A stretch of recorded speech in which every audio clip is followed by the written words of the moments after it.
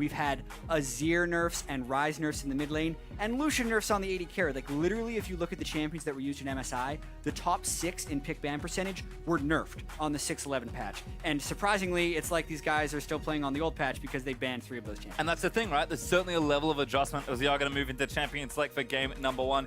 Echo Lissandra. Lissandra maybe being the unique ban there. Yeah, and with that being said, about the champions still being nerfed, it's like, or still being banned, they've obviously been nerfed in a non-trivial way, but they absolutely haven't been totally killed. Yep. We have the EU LCS to draw from a little bit, even though EU and NA as a meta hasn't exactly mirrored itself.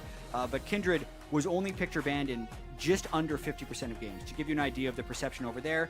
But clearly, since Reignover has not really played Kindred, they don't want to let Santorin get going on it, and they decide to use a ban. Yep, so they'll ban those 2 junglers, and Swain actually is the final ban there from Immortals. Ashe, the last ban there for NRG. Certainly a pick that Total has shown up on multiple times just in week 1. That leaves NRG with the first pick. Quas, we've seen the Makai already. Does he just go back to it? But like you've said, was tapped just a bit. Yeah, I mean, it was in this studio exactly 1 week ago. Obviously, they were the second best of 3 of the day, but he played 3 Maokai games in that series against Envy, and none of them looked good. And a lot of people were actually wondering whether Quas should be playing that, because from all we've heard, Quas had been performing very well in scrims on carry champions. And then they put him on Maokai 3 games in a row, especially against someone like Hunu, who's probably not going to take the Maokai. I don't see them first picking that champion. Vladimir is a much better choice. This, I think, is certainly the pick we're going to see a lot more of, given the current power of Vlad. An awesome first pick there. We saw GBM pretty much solo carry a game on the pick, it felt like, when NRG did pick up that game win, but we know Quas can play it as well. Yeah, I'm honestly a little bit surprised that they use all of those jungle bans in order to kind of let them have Vladimir, but I feel like Immortals will still be very comfortable with what choices they have left. When we talked about all the nerfed champions, I didn't actually see it hurting Immortals in any sense of the word, because from the 7 nerfed champions, like, none of those were actually Immortals' favorite champions. Nope. So their favorite champions are unchanged, and it's just the rest of the pool that got a little bit weaker. And Immortals kind of always have their finger on the pulse, definitely sticking to the 6-11 that we thought we might see. Sivir and Aurelia are the first 2 picks. Huni is not shy about taking this pick. Not at all, and he shouldn't be, because Aurelia can be absolutely massive here. It was tied for the most picked top laner in Europe in their 20 games that they played last week, and obviously with the Trinity Force changes, it's actually nerfs for some champions like Corki, who were actually reliant on the critical strike chance, but for the majority of bruisers that would be using it, it's a massive buff because you get more cooldown reduction and more attack speed, and both those things are spectacular on Aurelia. Well, that's what Immortal has, but NRG do have to make a few picks for themselves here. Zara's been a huge pick, particularly for Kiwi Kid, and they're actually going to pair it with the Rek'Sai, so still that one away from Reignover as well. Yeah, and Santorin has always been quite comfortable on Rek'Sai. He has a relatively farm-focused style and likes to play a reactive style of counter ganking, and like Rek'Sai is great in all of those regards because of the tremor sense, as well as his ability to sustain up in the jungle. So I'm actually really happy with NRG's draft so far. Yep, I feel like Hermit's definitely got it all together here for at least the first 3 picks. We'll see what Immortals answer with though, because 3 and 4 are now coming through. Seen an awful lot of range supports. Both Adrian and Afromu have been showing us pretty much all spring how good a lot of these picks are. And finally the meta shifted back as there is Nami and Olaf picked up for Immortals. Yeah, so definitely a team composition that's got to go fast. And it makes sense for Reignover. He's been always comfortable picking Olaf into the Rek'Sai, and whenever you can enable Olaf, you just make him that much stronger since he does become immune to crowd control. Comboing him with Nami to speed him up, as well as the Sivir, is also looking quite formidable from the IMT side. Yeah, that will leave them with mid lane as a likely last pick there, unless Pobelta's really been practicing some Aurelia. NRG, though, will complete their draft, and we'll see what Immortals decide to pick for themselves. They'll now have to show us as well where the Vladimir is going. I would guess it's going top lane for Quas, but they do have options here. They can mix it up if they feel like it. It's very true, and there's also a chance they could go with something. They would have wanted to go with something like Lissandra to swap them back and forth. Like, think of the champions that could go in mid lane or top lane, because they would still like to maintain a certain semblance of flexibility. There's always the chance that GBM could just pull out Gangplank again since they have damage spread throughout. But wow, they go for the Maokai, and it's going to be the Vladimir mid. So, I got tricked. It is Vlad mid for GBM once again. OQ actually with Twitch now as well, so huge damage in the late game. Him playing Rat-a-tat-tat could be some pretty wild things. But NRG going to have to get to that point. He would have to step up as well. OQ did not have a good week 1 in the LCS, even though he had substantial farm advantages on Caitlyn in some games. But from a compositional standpoint, having the Zyra and the Twitch in the teamfight phase sounds incredibly powerful, because you need to be able to dive on top of the Twitch. Zyra specializes at punishing people who try and dive onto them. So it will be what they want to be able to fight through all the initiation that Immortals is bringing. Well, how are Immortals going to complete this draft? Immortals, I believe, are one of the teams kind of getting away from Vladimir when they were picking up. But Rise, apparently, despite some of the nerfs, is actually the final pick for Pobelter. Yeah, I mean, I'm frankly a little surprised for that. Rise lost 20 damage on his Q, and also the ultimate cooldown, especially if the final rank is up 20 seconds. Yep. Because it used to be $50 ranks, or 50, 40, 30. 40, 30, Yep. and now it is $50 ranks. But really, these guys have not actually pivoted too hugely based on the patch as far as this pick and ban would go, outside of the Aurelia, I would say. So we'll see if Immortals can deal with that. The Rise into Vladimir will be an interesting matchup to watch. I feel like that favors Vladimir. Yeah, I think so as well, and GBM has already shown us that he can play it well, but I think the comp that Immortals have built certainly fits together as well. You mentioned speed being important, but the likes of Aurelia and Olaf, Rise not too shabby either, and Turtle's just going to kind of sit there and throw boomerangs. It's true. If this is a team competition that gets ahead for Immortals, there's not going to be too much that NRG could do to stop him. And based on the power level we saw in Week 1, you're expecting a fairly one-sided game here. But I do want to point out, when these teams faced each other last split, they were always fairly competitive games. Yeah, well, we kind of have to expect that will continue to be the case, and we're going to get maybe 2 games, maybe even 3 to try and get it all out. But we want to hear your opinion. Check in with us on Twitter to share your thoughts there. And if you think NRG can topple Immortals, shout it out now with the hashtag NRGWin. Or if you think Immortals will stay just that for at least this game here in week number 2, use the hashtag IMTWin. Yeah, this is exciting. I've been wanting to see the patch here in North America, especially with the top lane talent we can bring here. Seeing Huni's take on Aurelia will be very interesting, and whether or not Cross can neutralize him on a tank, this looks like a matchup that Immortals is really going to look to run away with. Well, Lauren, onto the Rift here for game number 1 between NRG and Immortals. We'll have to see what these two teams have in store. They've had a week to sort of think about it. 0-2 for NRG, not the best start to their split. 2-0 for Immortals, of course, just where they left off in spring. But could all change here, at least in this first game. Oki going to move out on that Twitch. And like you mentioned, he certainly did not have the best start to his summer. So we'll see if things improve here. Just looks like everyone's fanning out though. Nothing too crazy so far, as everyone's just going to make sure they check all the choke points. All total, actually, 1 hit onto a ward. Oh, almost a second one, but not quite enough for the reset there. And Oki's going to actually hang back behind the trees. Just make sure he's not spotted yet. Yeah, so nothing crazy going on at level 1. You always wonder if you're going to be seeing the lane swap. I feel like an isolated lane for Immortals here will be all right for them. They have the sustain advantage in the duo lane and should hopefully be able to shove out the Twitch Zyra, although they'd obviously have to be very careful about getting caught in grasping roots, because that's a very swingy lane. Any lane with Twitch is going to be extremely swingy, but I still do think Immortals would want to get that 2v2. Well, it looks like we are going to get standard lanes for now. Immortals certainly not a team that shies away from them whenever they can get them, but Kiwi Kid and OQ actually hanging out with some plants starting to spawn in that Krug area. Looks like they'll start there, and likely a Grump start there for Immortals as well, although not quite on the buff just yet, so maybe thinking about moving late, but NRG are definitely committed to this bottom side.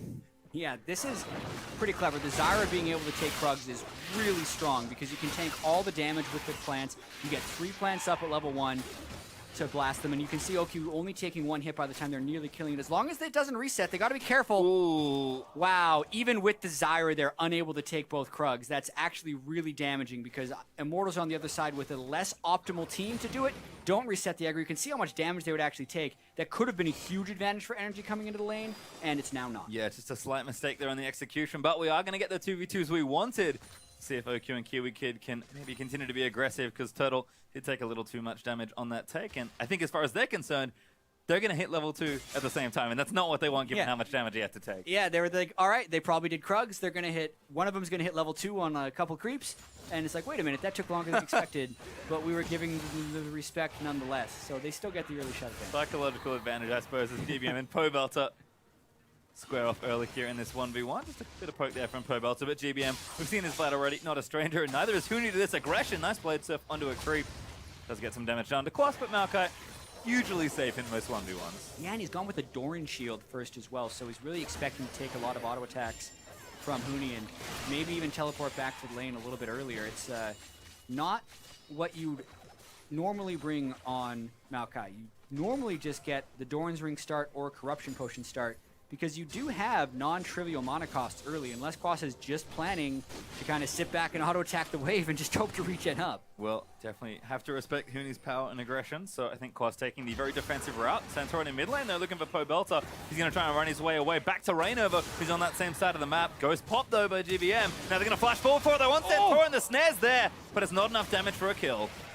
Yeah, and GBM very aggressive with the early Ghost, although I don't think that really would have done much. The overall summoner cost is 2 for 2, except GBM will maintain his flash, which still makes him fairly safe. And Rainover will actually have his Ghost before Santorin has his flash, which will allow him to get an earlier gank off if you're considering the fact that you need summoner spells to gank. Well, great pressure nonetheless from Immortals, but Rainover now going to continue jungling as he actually takes the Gromp away from NRG's side of the map. Pobelta with the teleport also going to get his way back to lane safely. So GBM is able to stay healthy and sustain as Turtle's taking fire on the bottom side. Again, just pretty much an even summoner trade after that little 2v2 in mid. Yeah, and I mean, just based on how much damage Wild Turtle took on that Gromp, they've never been able to get position in the lane in order to shove it out. So even though I feel like Nami can sustain up a little bit of harass, if they never get the shove, it's going to be a little bit hard for them to stay even on CS here. And he's caught in the roots. Very nice there, but Okyu a little too aggressive after Turtle traded in. Ignite down from Kiwi Kid, but not enough for a kill. Okyu is playing dangerously here in this bottom side. Yeah, one benefit these guys have is they know the junglers did skirmish in the mid lane and blow their movement speed summoner spells, so NRG is relatively free to play quite aggressively, but a great start to the lane for Okyu and Kiwi Kid, recovering from that missed pull they would have had on the Krugs, which maybe could have led to an even larger advantage. Yeah, you can see they've gone back. Double long soul and a few potions and a 10 CS lead for Okyu to start things off, as Turtle's going to catch up as he pushes out this wave and then likely goes for a recall himself. Santorin looking around mid once again. Pobelta does not have flash. Yeah, and he's used his teleport, but the pink ward will spot him out, and you can immediately respect that. The timing, actually, of the gank was fairly favorable for Pobelta because he'd already farmed enough to complete his tier, and he could just go straight back to base, get that ticking very early, so his power will transition a little bit earlier, but Vladimir early is just going to shove him in. Yeah, this is exactly. JVM's pretty happy with the way this lane's going. As Huni and Quas once again will start some trades. Big minion wave there. Huni's going to have to be a bit careful. So he tends to keep him safe enough. And Huni again, always happy to fight. Quas, especially after that Doran shield start and double Doran springs. Jeez. He is not interested in fighting Huni at all. Yeah, can you say early game power here? It's going to be a much slower transition for Quas into his major items. It's going to be a long time until he gets cooldown reduction. It's going to be a long time until he gets certifiable teamfight tankiness. But with the triple Doran's build, he's definitely got himself a little bit of lane power, and he's staying completely even with Huni, at least through the first 5 levels. Rainover, though, looking back towards that top side, is going to be spotted out by a ward, but might just commit for the gank anyway.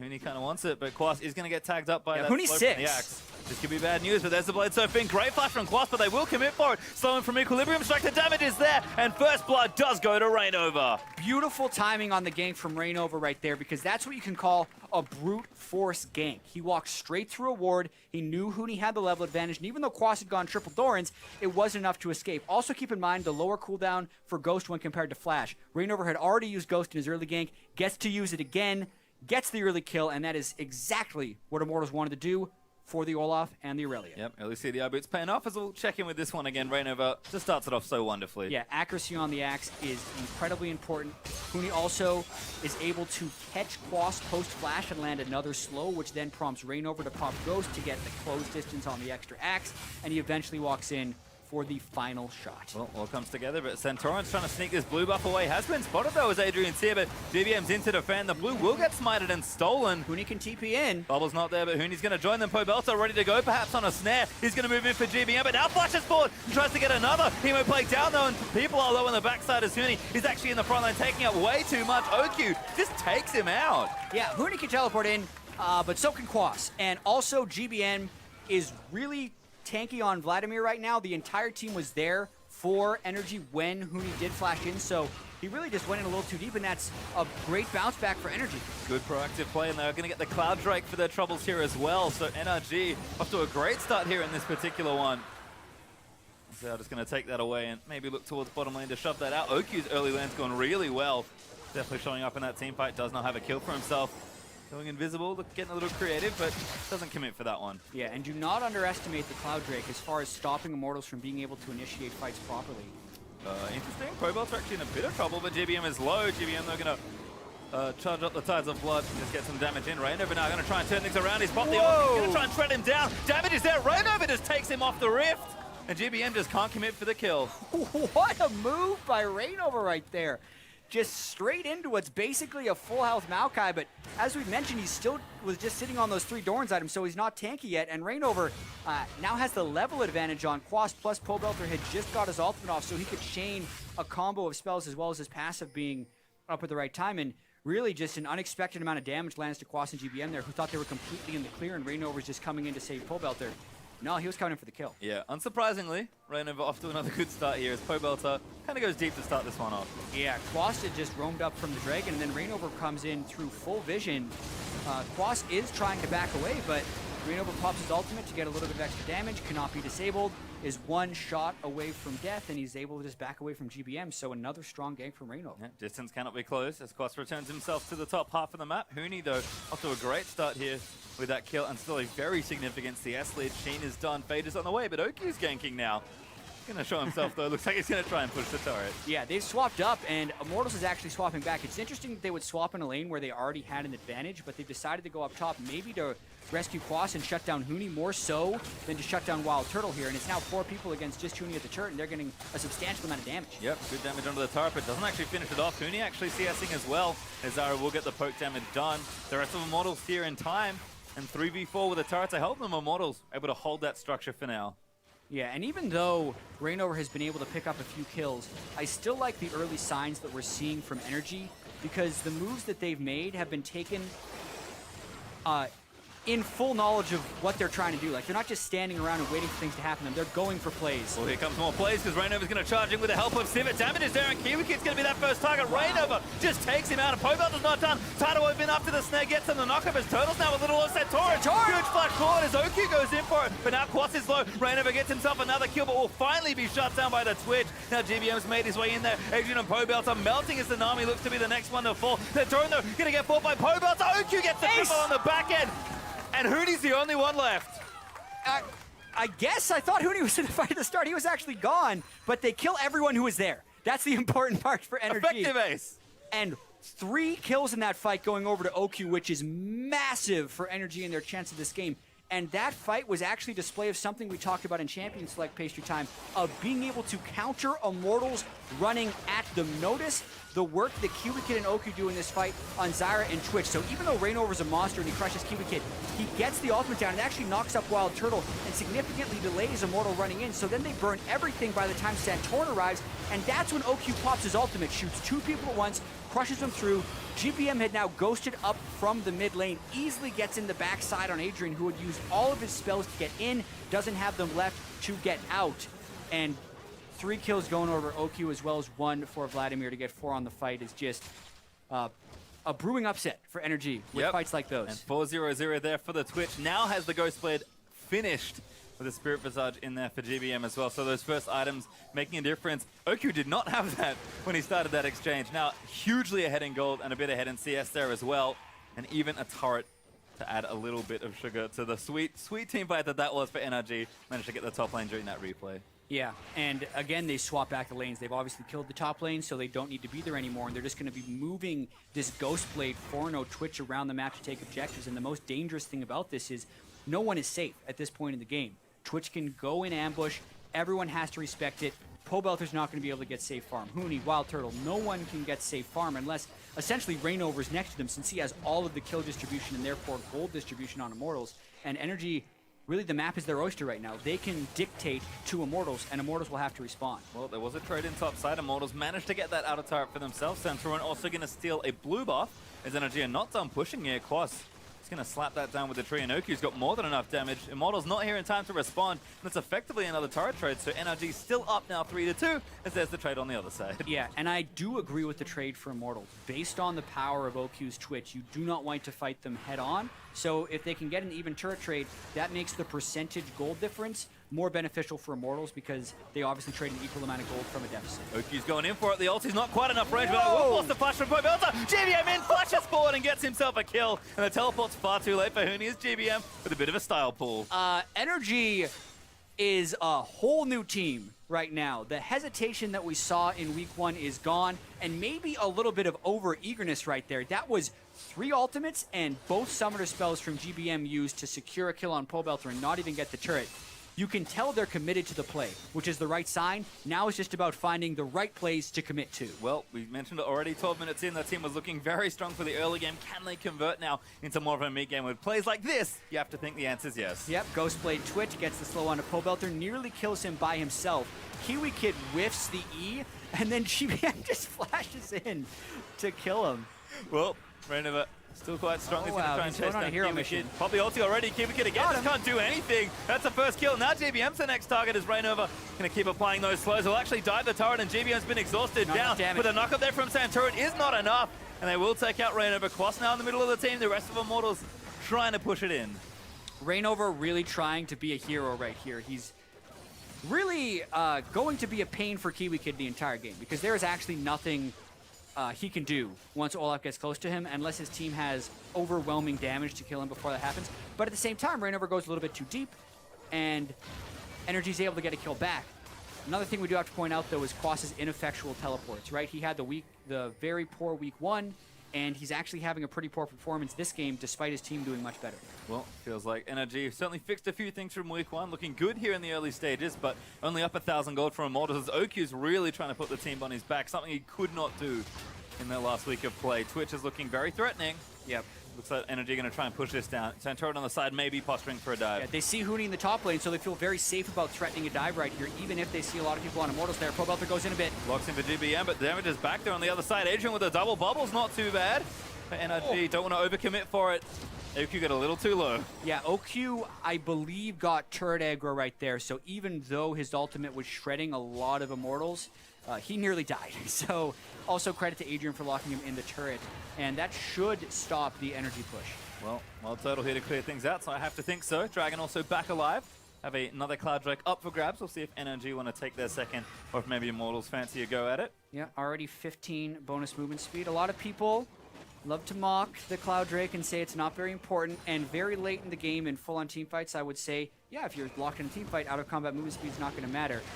But even those split seconds in League of Legends matter so much when you're trying to arrive in fights, and especially against a team like Immortals who needs to run directly at you.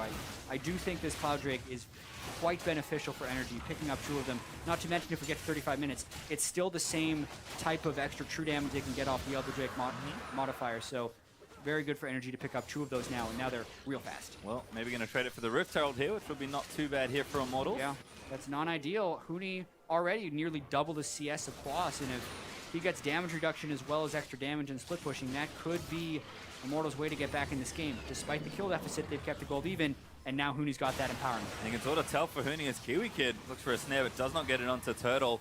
Feels like Huni is actually sticking in the sidelines quite often, just saying, hey team, I'm pretty big, I've got the Trinity Force, I'm ready to split push. Don't let anything silly happen, and I'll just try and win the game. Yeah, and maybe they'll be able to do it. The gold is completely even, and you really have to question, like, where has Quas been? Because the mid lane and the AD carry have, like, equal CS, so it's not like Immortals is just giving every single bit of free farm to Huni. It's just that I'd have to go back and check to see exactly what happened, but the wave manipulation and some of the bad teleports from Quas have just cost him numerous waves, whereas Huni hasn't made those same decisions. And that's a really big power imbalance as far as those 2 roles go. And it seems like NRG, again, we talked about them not wanting to slow down in this mid-game after that lead. Feels like they've slowed down just a tad here. And that mid lane outer turret still being upward. Turtle pretty much sitting there being its gatekeeper, proving to be a bit of a thorn in their side so far. And Immortals, they're happy to play it a bit slower. They've certainly caught up in gold, which was not a huge lead already for NRG. And if Huni's allowed to run wild, OQ, I don't care how big you are on Twitch, you are not winning that 1v1.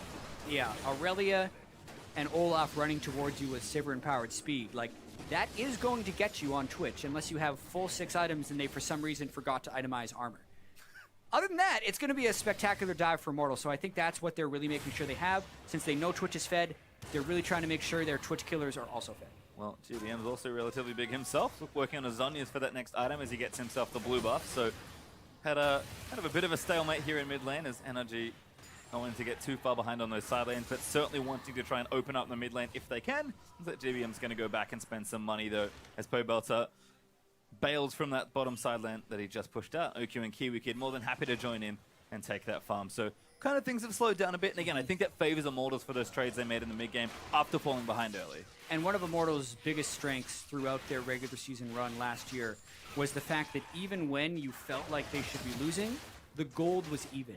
And it's because they played the minion wave so well. We're seeing it this game, even when they lose a fight 4-0, the gold still plays pretty close. And I also think this game is quite interesting just from a gold distribution standpoint, because you look at the top laners and the junglers in this matchup, and Huni has a 1,200 gold lead on Quas, whereas Raynor has a 1,300 gold lead on Santorin. So if you're thinking about that 2v2, it's a 2,500 gold lead for Immortals. But that also means mid lane, AD carry, and support are substantially ahead of Immortals in that sense. So different types of champions are fed for the different teams. It's the damage dealers for NRG that are fed, whereas the tanks are behind. And for Immortals, the initiate front line is ahead, whereas their DPS is actually behind. And you feel like that favors Immortals if the divers are maybe strong enough. But hard to say.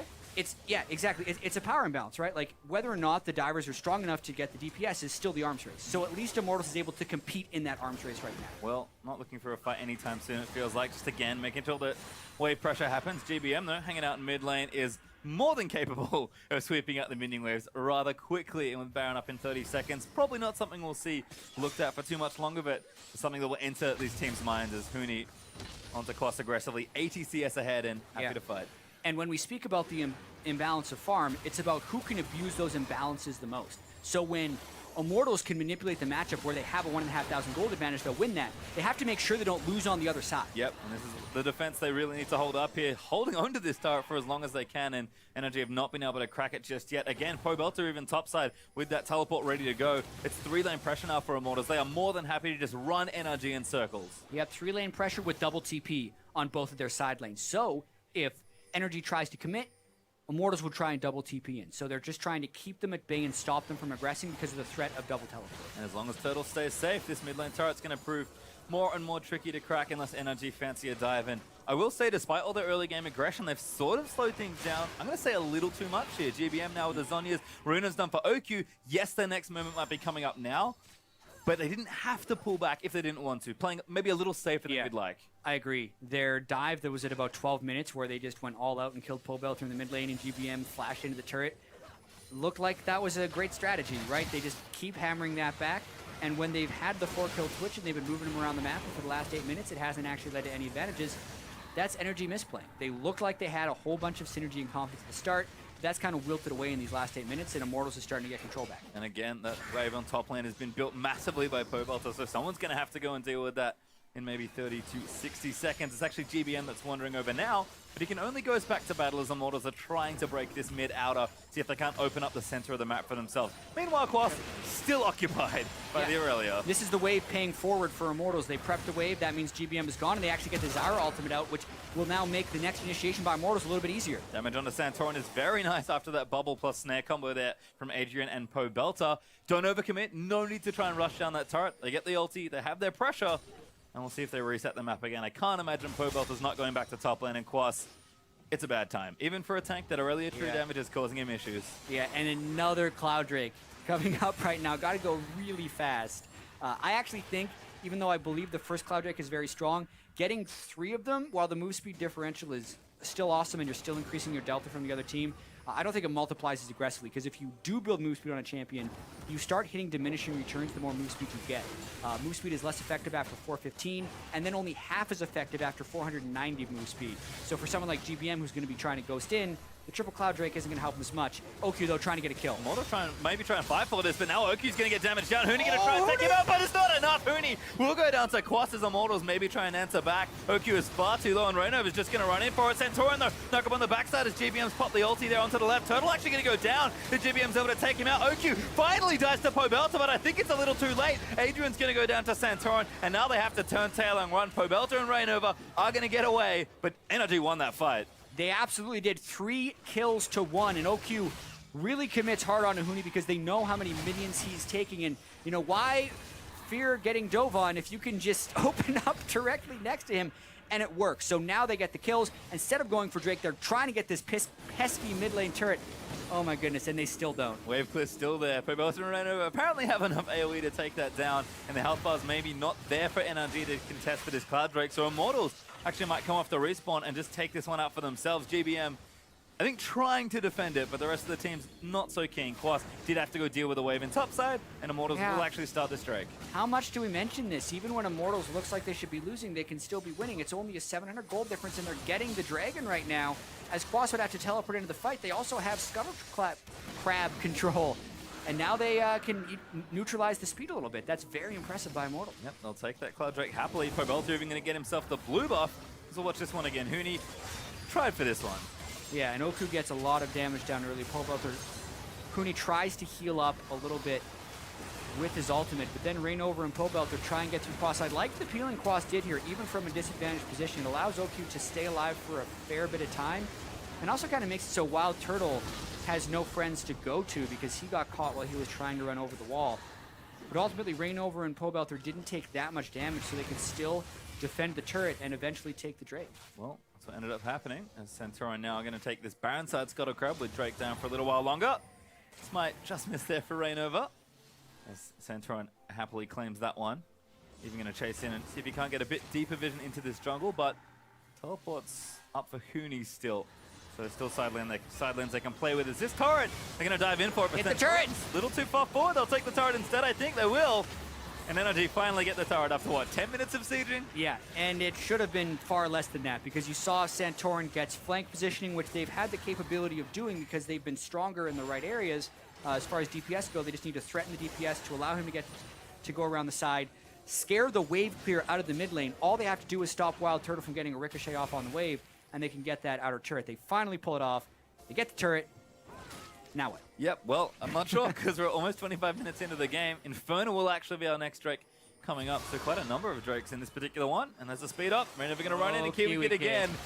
This feels bad, man, but he's going to pop the ulti out and see if he can't get some work done. GBM in the backside takes out Adrian, a huge wombo as Rainover still got the ulti ticking away. Quas trying to hunt down Huni because he's surrounded by 4. He wants OQ, but I don't think he's going to get it. Surfs off to a minion, see if he can't get away instead. Pobelta just can't join in time. They're going to turn it back around in onto Santorin, but Quas also chasing in. Eventually, Cloud Drakes are going to start kicking in, but I think Immortals are finally out. Yeah, not if they keep taking damage. It takes 5 seconds to gain the out-of-combat status.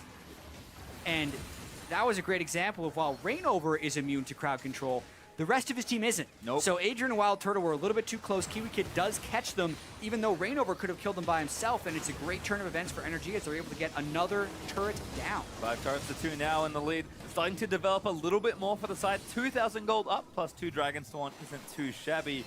But it does feel like NRG sort of hit a dip in the middle of this game and maybe picking the pace back up now that realizing, hang on, we've hit our item spikes, we're quite strong, we're more than happy to force a fight, and Immortals are going to have to be much more careful than they have been engaging head-on like that. Yeah, and that's the fear you have playing against Desira, especially when Wild Turtle isn't at the point where he's good at killing frontline yet. I feel like when Wild Turtle gets his Infinity Edge, they won't necessarily be trying to do these, and they just hop onto Kiwi Kid. They stop his out-of-combat move speed with the Nami Bubble, but Kiwi Kid just lands a spectacular combo, and yeah, there's no way he's going to live against Rainover, but he doesn't worry about that. He just looks for the play regardless of his own life. And then Huni is slippery enough to be able to escape that and gets a whole bunch of move speed from a Trinity Force kill on a creep to escape.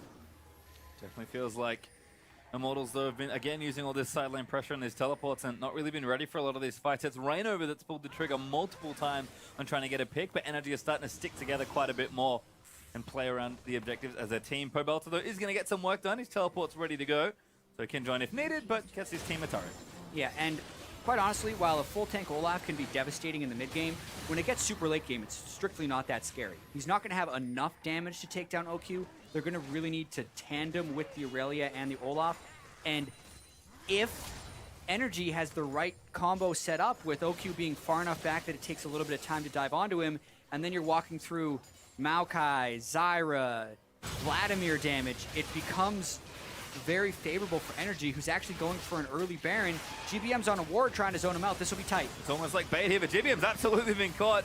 Ulti down onto Turtle, but he's going to do some good damage. Pobelta caught in the backsides and just going to get taken up by the Twitch. Now Immortals 5v4 are going to have to run away. NRG do not get the Baron, but they'll get the pick and go straight back to it. Power Vladimir right now, no healing reduction yet built on anyone for Immortals, so he ults. Zhonya's makes sure he gets a heal from the ult, gets about 1,000 health while he's in stasis, and they turn right for the Baron yet again with Pobelter down. Immortals is not willing to give this up, though. We're going to see another fight. Gonna have to fight for it, certainly, but I'm not sure they can get in. NRG, massive tank line there, is just shredding down the Baron at the same time. Centurion a little low. Now gonna go in for it. Huni actually caught, but he's trying to dive into the backside. Gets knocked up on the way in, though. And now the rest of NRG will chase. Turtle got poked out as he charged into the front. And once again, Immortals just can't find their way in. Yeah, I mean, if Immortals isn't going to flank and they're just going to try and walk straight through Azara and Vladimir, it's not going to work. Yeah, Rainover caught with that. His ulti's gonna die as well. OQ gets another kill. He's 8th of the game. And this is just gonna keep happening. Immortals cannot assault the Baron this way. Yeah, at some point, NRG is going to run out of resources, and the endless stream of Immortals corpses will eventually take NRG down. But I guess we're not there yet. Santorin comes back, and here comes Immortals again. Yep, GBM though staying pretty healthy. Santorin does use the ulti to come back into the pit. While Turtle trying to get some crits off, and NRG again, they're going to go back in for it. Pobelter also caught in the same position, and they're going to try and chase him down. He's awfully low. GBM's going to chase him for it. Needs that last Q, but he's not quite in range. Tides of blood, not enough, and Crimson Rush doesn't get him there. And Immortals, for the first time, lose no one going into the pit. That must have actually been like the slimmest of range. I thought GBM was going to be able to finish off Pobelter. So the third time isn't the charm for Immortals in trying to... Sorry, the third time isn't the charm for NRG in getting kills off of Baron bait. And it is the charm for Immortals as they finally stop it without suffering a casualty. And that's actually just in time for the Infernal Drake to be spawning, which is really beneficial as NRG doesn't get the Baron and they don't get that final kill. Instead, it costs them the Dragon. Nice timing there for Immortals. Played very well, honestly, to somehow deny the Baron out from NRG, especially to pick up the Drake on the other end. Centurion still clearing out vision that Immortals had so carefully placed. And again, the game's kind of at the same point we saw before. I don't think Immortals will attack the Baron pit in quite the same way, but NRG, with the Dragon down, they're pretty much just going to have to play back to this left side. Exactly, and I still do want to call back to the itemization. Last week we were so critical of teams who didn't spend the 800 gold to get Executioner's Calling to stop the Vladimir. That was when GBM was taking over the game. This time it kind of feels like OQ is taking over the game, so Immortals isn't prioritizing it, but it's still a 407 Vladimir. Caught? Yep, absolutely. Oh Adrian dead as well. That's that Infinity Edge Hurricane Ghostblade Twitch. That was pretty much a straight 1v2 as he just instantly deleted Wild Turtle. Healing reduction wouldn't have mattered in that case, but OQ, I guess that's why I forget about healing reduction. Remember, Vladimir still needs to be healing reduced to beat him. Yep. This just shows how far NRG is ahead. Certainly does, and they're back on the Baron once more, but it's 3v5 this time. And I don't think Immortals can get in. NRG are just shredding down this Baron. They might try. Pobelter gets caught by a grasping root, but NRG still healing up here. Everyone's healthy. Huni wants a flank, and OQ's just staying safe. This is taking a while, but GBM's actually going to ulti down and try and zone them out. But Rainover, he's just going right in. He's got it with the ulti, but Huni just can't make his way into the back lines. Huni stopped up by Quas, and the Baron does go over to NRG, but they're going to try and clean up. GBM low, finally getting over. Huni actually kills OQ in the backside. It's going to go down, and now Rainover and Pobelter are going to try and take out GBM. Not dead yet. Going to trying to kite it out, and doesn't do it. The shutdown comes out for Rise. Rainover looking to die here as well, as Adrian's going to heal what he can, but it's not enough from the Nami, and NRG, a 2-for-3 plus the Baron. Boy, this game has accelerated officially in speed. 31 minutes in, NRG's able to take the Baron, and I mean, what a noble effort by Immortals, but this is kind of how it all started. OQ just goes on a solo mission through an exhaust, flashes to the side of the tidal wave, picks up a double kill, and that started the whole excursion at the Baron pit. So now NRG will have Baron on 3 people and can look to siege. Well, let's see what they can do with this Baron, because they have sort of struggled to break a lot of these structures. 5-4 though, not too bad to have a tier 2, and then maybe some inhibitor turrets to assault here as well. GBM also looking stronger. Rylai is now finished, so that's going to contribute a lot to that combat effectiveness, and OQ is only getting stronger and stronger with a Joram Spiss and a Hex Drinker kind of sitting aside those 3 major items you pointed out already. Yeah, well, so if he's going for the Sterix gauge, the shields from Maw and Sterix no longer stack as amazingly as they used to, so he's still going for some anti-burst and maybe just a little bit of extra health. I'm surprised that's the direction he's gone. At the moment, though, he's still absurdly powerful, so they should be looking to take advantage of this spike right now for Twitch. Turtle maybe also in a similar spot, as he does have that Infinity Edge completed. Not going to help too much with the pretty armor-heavy tanks, but certainly those crits in the backlines, if he can get there, will do some work. Feels like Turtle going to get to that point eventually. Mortal Reminder should be his next item on the list.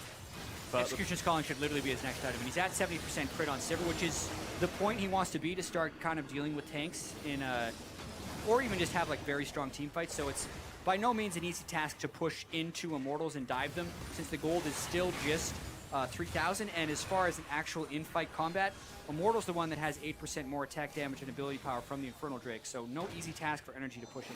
Well, the damage control has been pretty good for Immortals all game long, because NRG have been ahead even by a little bit for most of this game. GBM, though, a little too far forward. Good start. Going to get the tidal wave out of it, but has to pop the Sanguine pull, and he's pretty chunked. Yeah, this is a dead push, I feel like, for NRG, and they're going to have to get a little bit more creative about the ways they get picks. I think a lot of it would actually have to be the way they eventually got the Baron, where OQ flies around in stealth and creates an initiation. Kiwi Kid, though, is caught. Huni Rainover's got Ghost. maybe going in for it, but no flash for Huni, so he can't quite go in for it. Very creative there to the Scuttle Crab, but slow throw it out there by OQ, and that'll give that one up. Immortals careful not to overcommit. This time. Yeah, this time. Remember, Rainover started this game with 5 or 6 kills. Now, the deaths are starting to catch up to him, and full tank Olaf is not as threatening as it was early. Certainly not with the power that OQ has, and the rest of the team's kind of catching up as well. Even Kiwi Kid actually does also have a Zhonya's. This sort of happens a lot with Zara support. They tend to just build damage because that's sort of your function, but Kiwi Kid's actually crept up pretty quietly to be a real AP threat on this team. Yeah, he did this in their win against Envy last week as well. He actually, I think, had Zhonya's even later. He was doing like Void Staff and Leandries and like all this stuff before he even worried about staying alive. But a little bit more defensive this game, which I think is wise. Leandry should be his next item completion. And speaking of items, Turtle has done it. He's got the Executioners calling down, and now GBM's like, uh-oh, I don't really like this very much. That's super effective. So thank goodness, Turtle, you finally did it. Also kind of want to point out that Quas has caught up a fair bit to Huni, but this is still kind of anyone's game. The kill distribution has been super good for NRG to get the Twitch so fed, but if OQ has a bad fight, and if Rainover and Huni and Pobelter can like actually flank OQ instead of just getting shot and running head first into them, they'd have a chance in a fight. Well, Dragon's coming up soon as well, so that may be the next objective to look at. Baron not backed up just yet, although OQ's just unleashing. Turtle getting too low. Pobelter has to flash forward to try and save him, but the damage is too much. Pobelter's going to live for a little while longer, but finally go down. OQ, though, will get dove by Rainover. Now Huni has found the flank on the other side. Kiwi Kid low, pops us on his Rainover, also a little too low. Going to get chased down by GBM. Huni, though, takes out Kiwi Kid, surfs away to safety. Huge play to save that fight for Immortals. For a 2-4 and 2 Aurelia, he's making some big plays. I think the 300 CS helped him a fair bit right there, but that fight exactly was NRG just trying to take Twitch, go super aggressive. He had the Sterix to try and prevent him from getting counterburst, and he did a significant amount of work very early on in the fight, but he couldn't finish off Wild Turtle, so now NRG trying to push forward without their AD carry or support. Turtle playing aggressively far forward. He knows Really he can dangerous. kite these Really tanks. dangerous. Huni back in. GBM's the target, but the tower is low. It will fall down, and now GBM's going to dive in for it. Turtle does go down to the Tides of Blood, and NRG have broken the mid. Adrian going to go down as well for the double there on GBM, and Huni, he's trying to fight it out, but he just can't kill these tanks. GBM going to line up another kill for himself as Huni flashes out of the way. Rylai's there. Bracing and not enough, and Huni actually regenerating quite a lot. Santorin going to keep going for it. Stuns on the other side as Huni's going to get chased down, but GBM does get the unofficial triple. I mean, NRG chased that kill so long, though, they didn't even finish off the inhibitor. They still did kill the 3 people defending the inhibitor, though, and that means they can turn for the Elder Dragon. Quas has teleport, Santorin has Rek'Sai ultimate, so they can make it back right away, and we can have 5 people on NRG to secure this dragon. And GBM's already started. It gets 885 health back off of a Q. And there's Santorin back in. This Elder Dragon looks to be going to NRG. The burst healing as well as the sustained healing. Zhonya's, Rylai's, Spirit Visage, and a Blasting Wand. Additionally, because they have the 2 Drakes already, that means 135 damage will be a true damage burn over 3 seconds, but only for the next 2 minutes. So we're going to take a look at this fight one more time. OQ well ahead of the rest of his team. The bubble did a lot of work there to delay the rest of the initiation and gives Rainover that split second to go in and finish off OQ. I have to say, Huni was also quite late to this fight. If he could have been in a lot earlier, there would have been far fewer shots that OQ gets off. But when that happened, you can see the fight is set here as just being a few kills on either side, but they were able to kill OQ, not GBM. There are 2 massive threats right now, and as you said, almost acting as a triple front line. Vladimir, Rek'Sai, and Maokai. And since Wild Turtle does not have the gold to deal with it, he's not able to AoE them down. And OQ absolutely is able to do that on the other side of the team. Yeah, it certainly seems like NRG is taking over towards the later stages of this game with the Elder Dragon buff lasting a few minutes, not too many. We'll see what damage they can get done. They've got a really obvious point of attack there in that mid inhibitor, but Baron is back up in 2 seconds. NRG going to start with this, it looks like. Yeah, they're going to do this, Baron. They're already 1 minute in to the Elder Drake. So from here, they need to immediately push. They can't base, they have to go straight for it because they basically have the wave of minions that's top lane right now would need to be the wave of minions they fight with. And even then, I don't think they can dive the base with that 2 minute buff. 2 minutes is such a short amount of time late in the game when you consider how long it takes to actually walk across the map. Even with the Cloud Drakes, they actually don't speed you up all that much. It's about 1 second to make half the map per Cloud Drake, so they can get across half the map 2 seconds faster. Well, not going to help that much. NRG did immediately on the way ping that top side, so like you recognize that this is a good wave to push on, but the buff will be dropping there. Baron buff, I guess, to sort of combat some of the siege elements of this particular push. And this tier 2, I think Immortals are just sacking it at this point. No need to defend it. Yep, smart, because they can also see the duration, and it's gone. The Dragon is now gone, so not able to get the dive going with it. This would actually mean that NRG should probably go mid, because they have already killed the turret down there. And Hooney's actually able to clear the way right now, but they go surprise. Goes straight in for it. Damage is massive on the backlines. Total have to flash out of it, but Centurion's taking aggro forever. Kiwi Kid once again get dive by Rainover. GBM's going to get exhausted and perhaps bursted down on the other end. A very messy dive for NRG, but they will get the turret for their trouble. Once again, breaking a point in the top side. Rainover and GBM back to fight, but GBM's going to pop that pull. NRG is kiting it around and trying to buy time for the rest of the carries. GBM going absolutely huge on the other side as the Zara ult is not enough. But Pobelter barely lives on the heel, and Turtle does get the kill on Vladimir. Yeah, he's getting a couple of ricochet crits, and he's taking energy really low. Hooney's still healthy as well. They're actually going to look to chase this down. Inhibitor does go down, but NRG now have to back out of the way. Hooney can see the triple kill in front of his eyes, but I'm not sure he's going to be able to get it. Blade Surge resets could be here. But NRG, I think they've gotten away. Cloud Drake's starting to kick in. Get the out-of-combat movement speed. There it is. You don't notice it face your time. Sometimes it's got the power. They get the inhibitor, mainly because GBM was so threatening, flash ghosting on top of the turret, making Wild Turtle back away since he's been so concerned with itemizing damage on Sivir. He hasn't been able to itemize any defensive stats and has to respect the one-shot. Right away, Turtle is just out of the fight. But it's still a full health turret. And the tidal wave does stop energy from helping with the initiation. Quas didn't have his flash either, so he couldn't help lock down anyone. And he ends up just being a sponge for turret damage as energy takes us down. And it does really feel like energy just wants to take this inhibitor and is less concerned with the actual fight, which is very dangerous. Because of that, GBM ends up going down, but energy does end up getting like the minions to basically finish off that turret because they have 2 cannons just blasting it.